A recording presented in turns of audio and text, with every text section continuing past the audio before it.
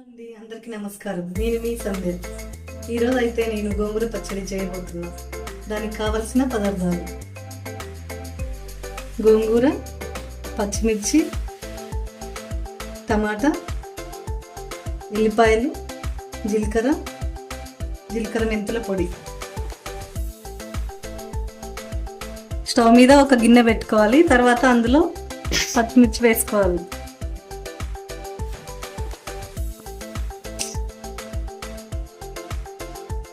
పచ్చిమిర్చి పచ్చివాసన పోయే వరకు ఒక 2 minutes వేయించుకోవాలి.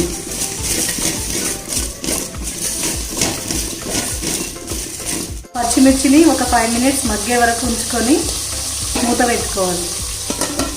మిర్చి కలర్ వచ్చిన తర్వాత కట్ చేసి పెట్టుకున్న టమాటా ఇందులో వేసుకొని కొంచెంసేపు కలుపుకోవాలి.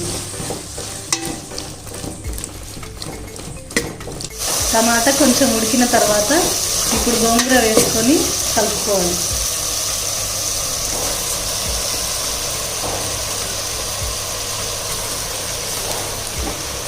గోంగూర వేసుకున్న తర్వాత ఒక 5 minutes ఉడకనియాలి. గోంగూర ఉడికిన తర్వాత 2 స్పూన్ల ఉప్పు, ఒక స్పూన్ పసుపు వేసుకొని కలుపుకోవాలి.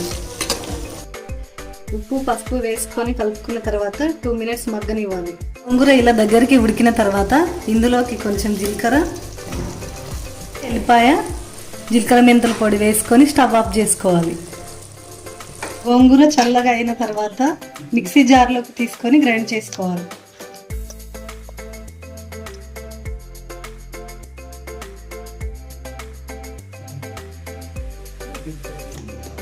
గోంగూర మరీ మెత్తగా కాకుండా కచ్చా పచ్చగా ఇలా వేసుకోవాలి.